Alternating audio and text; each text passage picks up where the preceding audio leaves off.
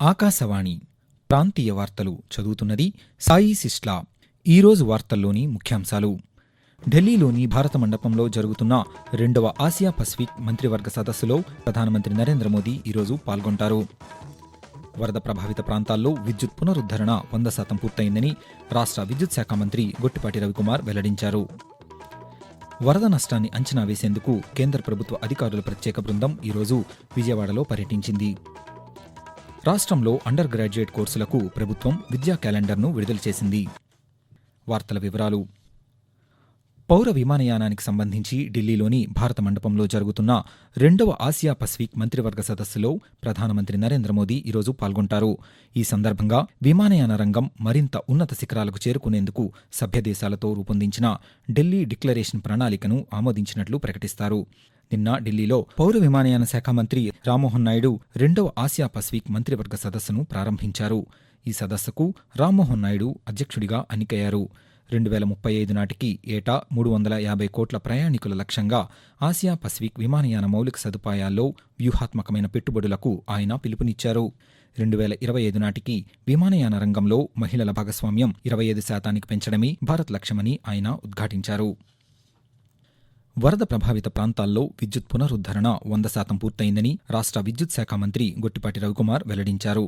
మొత్తం 28 సబ్స్టేషన్లు, 120 ఫీడర్లు, 10,610 ట్రాన్స్ఫార్మర్లు వరద వల్ల ప్రభావితమయ్యాయని, వాటన్నిటినీ సాధారణ స్థితికి తీసుకువచ్చామని మంత్రి ఒక ప్రకటనలో తెలిపారు.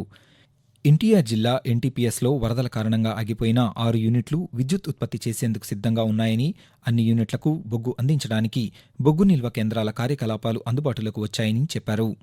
విద్యుత్ సరఫరా పరిస్థితిని పర్యవేక్షించేందుకు ప్రత్యేక బృందాలను ఏర్పాటు చేసినట్లు మంత్రి ప్రకటనలో తెలిపారు.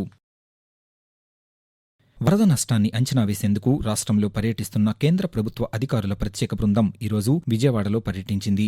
నగరంలోని ప్రకాశం బ్యారేజీని కేంద్ర బృందం సందర్శించి మరమ్మతులను పరిశీలించారు. బ్యారేజీ నీటి ప్రవాహం తదితర విషయాలను జలవనరుల శాఖ అధికారులు వారికి తెలిపారు. దీనికి సంబంధించిన వివరాలను అధికారులు కేంద్ర బృందానికి అందజేశారు. ఈ నెల 1వ తేదీన రికార్డు స్థాయిలో 11.43 లక్షల క్యూసెక్ల వరద నీరు వచ్చిందని, కృష్ణానదీ పరివాహక ప్రాంతంలో పరిస్థితి, ముంపునకు సంబంధించిన వివరాలను కేంద్ర బృందానికి వివరించారు.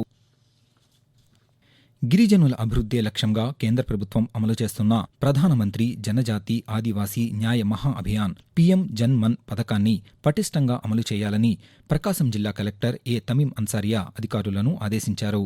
జిల్లాలోని దోర్నాల మండలం చినగుడిపాడులో పీఎం జన్మన్ పథకం అమలుపై ఆమె నిన్న అధికారులతో సమీక్ష నిర్వహించి శాఖల వారీగా చేపట్టిన పనులు, చర్యల పురోగతిపై వివరాలను అడిగి తెలుసుకున్నారు. ఈ సందర్భంగా కలెక్టర్ మాట్లాడుతూ జిల్లాలోని 7 మండలాల పరిధిలో 88 గిరిజన ప్రాంతాలు ఉన్నాయని తెలిపారు. సురక్షిత గృహాలు, స్వచ్ఛమైన తాగునీరు, మెరుగైన ఆరోగ్య సంరక్షణ, విద్య, పోషకాహారం, రహదారి, టెలికమ్యూనికేషన్ కనెక్టివిటీ, స్థిరమైన జీవనోపాధికి అవకాశాలు వంటి 11 అంశాలను కేంద్రం నిర్దేశించిందన్నారు. వీటిని అమలు చేసేందుకు చర్యలు తీసుకోవాలని అధికారులను ఆదేశించారు. తూర్పుగోదావరి జిల్లా ధవళేశ్వరం బ్యారేజీ వద్ద వరద ఉధృతి క్రమంగా పెరుగుతోంది. బ్యారేజీకి భారీగా వరద నీరు వచ్చి చేరుతుండటంతో 2వ ప్రమాద హెచ్చరిక కొనసాగుతోంది. బ్యారేజీ వద్ద 15.30 అడుగులకు ప్రవాహం చేరుకుంది. దీంతో బ్యారేజీ 175 గేట్లను తెరిచి 15.30 లక్షల క్యూసెక్ల వరద జలాలను అధికారులు దిగువకు విడుదల చేస్తున్నారు. దీంతో డాక్టర్ బిఆర్ అంబేద్కర్ కోనసీమ జిల్లాలోని లంక గ్రామాలు నీట మునిగాయి. వరద ఉధృతి ఎక్కువగా ఉండడంతో కనకాయిలంక, ముక్తేశ్వరం, అప్పనపల్లి కాజ్వేలు నీట మునిగాయి. దీంతో 20 గ్రామాలకు రాకపోకలు నిలిచిపోయాయి. వరద ప్రభావిత ప్రాంతాల్లోని ప్రభుత్వ కార్యాలయాల్లో అధికారులు ప్రత్యేక కంట్రోల్ రూమ్లు ఏర్పాటు చేసి వరదలపై ఎప్పటికప్పుడు పరిస్థితిని సమీక్షిస్తున్నారు.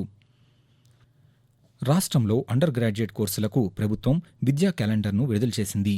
BA, BSc, BCom, BBA, BCA కోర్సులకు సెమిస్టర్ 1 డిసెంబర్ 7న ముగుస్తుందని, పరీక్షలు డిసెంబర్ 9 నుండి 21వ తేదీ వరకు జరుగుతాయని తెలిపింది.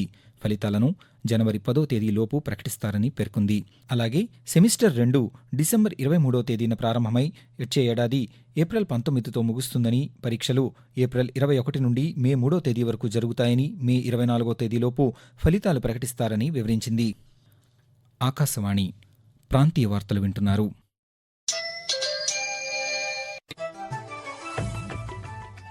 ఖచ్చితమైన సమాచారం, నిష్పాక్షికమైన విశ్లేషణలు, విశ్వసనీయ వార్తా ప్రసారాలకు వేదిక ఆకాశవాణి. దేశ ఆర్థిక, రాజకీయ, సామాజిక, సాంస్కృతిక అంశాలకు సంబంధించిన నిరంతర వార్తా విశేషాల కోసం ఆకాశవాణి సామాజిక మాధ్యమ వేదికలైన న్యూస్ ఆన్ ఎయిర్ యూట్యూబ్ ఛానల్ను, newsonair.gov.in వెబ్సైట్ను, ట్విట్టర్లో ఆల్ ఇండియా రేడియో న్యూస్ను వీక్షించండి. తెలుగు ప్రాంతీయ వార్తా విశేషాల కోసం ఆకాశవాణి న్యూస్ విజయవాడ మరియు ఆకాశవాణి న్యూస్ విశాఖపట్నం యూట్యూబ్ ఛానల్స్ను వీక్షించండి.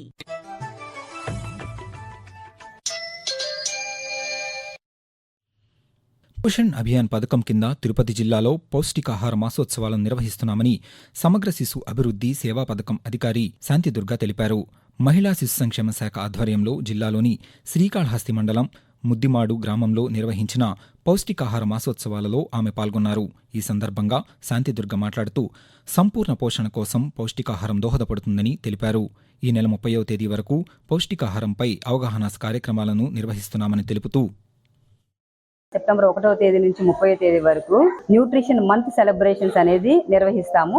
అందులో భాగంగా ఏంటంటే ప్రతి గ్రామంలోనూ under weight children, stunted children, wasted children గుర్తించడం వలన పౌష్టికాహార లోపాన్ని తగ్గించి 20% పౌష్టికాహార లోపంతో ఉండే పిల్లలందరినీ కూడా మనము భవిష్యత్తులో ఆ సంఖ్య 0 చేయాలి. ఇది మన ప్రధాన ఉద్దేశము.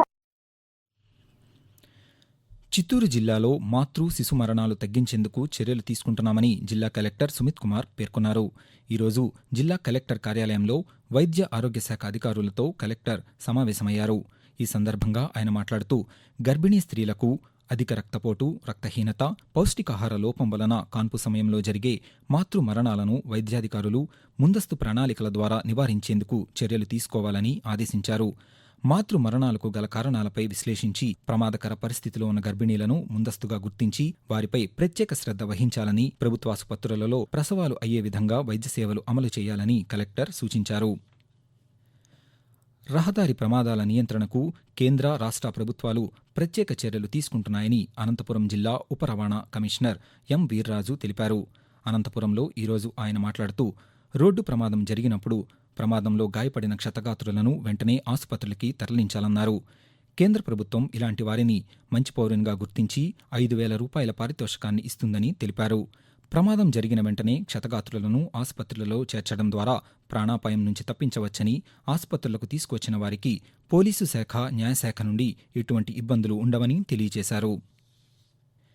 శ్రీ సత్యసాయి జిల్లా వ్యాప్తంగా ఈ నెల 14వ తేదీ నుండి అక్టోబర్ 2వ తేదీ వరకు చేపట్టనున్న స్వచ్ఛతా హీ సేవా కార్యక్రమంలో అందరూ భాగస్వాములు కావాలని జిల్లా కలెక్టర్ టిఎస్ చేతన్ కోరారు. స్వచ్ఛతా హీ సేవా కార్యక్రమ అమలుపై కలెక్టర్ సంబంధిత అధికారులతో దృశ్య మాధ్యమం ద్వారా సమావేశాన్ని నిర్వహించారు. ఈ సందర్భంగా కలెక్టర్ మాట్లాడుతూ పరిసరాల పరిశుభ్రత ద్వారా రోగాల వ్యాప్తిని అరికట్టవచ్చన్నారు. ఈ నెల 14వ తేదీ నుండి 17వ తేదీ వరకు అవగాహన కార్యక్రమాలు, 17వ తేదీ నుండి అక్టోబర్ 2వ తేదీ వరకు సంపూర్ణ స్వచ్ఛతా కార్యక్రమాలు మున్సిపల్, గ్రామస్థాయిలో నిర్వహించనున్నామని కలెక్టర్ తెలిపారు. దసరా, దీపావళి పండగల్లో ప్రయాణికుల రద్దీ దృష్ట్యా విజయవాడ మీదుగా ప్రత్యేక వారాంతపు రైళ్లు నడపనున్నట్లు రైల్వే అధికారులు తెలిపారు. తిరుపతి, శ్రీకాకుళం రోడ్డు మధ్య ప్రత్యేక వారాంతపు రైలు అక్టోబర్ 6వ తేదీ నుండి నవంబర్ 10వ తేదీ వరకు ప్రతి ఆదివారం నడపనున్నామని, అదేవిధంగా శ్రీకాకుళం రోడ్డు తిరుపతి రైలు అక్టోబర్ 7వ తేదీ నుండి నవంబర్ 11వ తేదీ వరకు ప్రతి సోమవారం నడపనున్నట్లు తెలిపారు. ఈ రైళ్లు రేణిగుంట, నెల్లూరు, ఒంగోలు, చీరాల, తెనాలి, విజయవాడ, ఏలూరు, రాజమహేంద్రవరం, సామర్లకోట, తుని, అనకాపల్లి, దువ్వాడ, పెందుర్తి, కొత్తవలస, విజయనగరం, చీపురుపల్లి స్టేషన్లలో ఆగుతుందని, ప్రయాణికులు ఈ సౌకర్యాన్ని వినియోగించుకోవాలని రైల్వే అధికారులు సూచించారు. ఆకాశవాణి ప్రాంతీయ వార్తలు ముగించే ముందు ముఖ్యాంశాలు మరొకసారి. ఢిల్లీలోని భారత మండపంలో జరుగుతున్న 2వ ఆసియా పసిఫిక్ మంత్రివర్గ సదస్సులో ప్రధానమంత్రి నరేంద్ర మోదీ ఈరోజు పాల్గొంటారు. వరద ప్రభావిత ప్రాంతాల్లో విద్యుత్ పునరుద్ధరణ 100% పూర్తయిందని రాష్ట్ర విద్యుత్ శాఖ మంత్రి గొట్టిపాటి రవికుమార్ వెల్లడించారు. వరద నష్టాన్ని అంచనా వేసేందుకు కేంద్ర ప్రభుత్వ అధికారుల ప్రత్యేక బృందం ఈరోజు విజయవాడలో పర్యటించింది. రాష్ట్రంలో అండర్ గ్రాడ్యుయేట్ కోర్సులకు ప్రభుత్వం విద్యా క్యాలెండర్ను విడుదల చేసింది. ఆకాశవాణి ప్రాంతీయ వార్తలు ఇంతటితో సమాప్తం.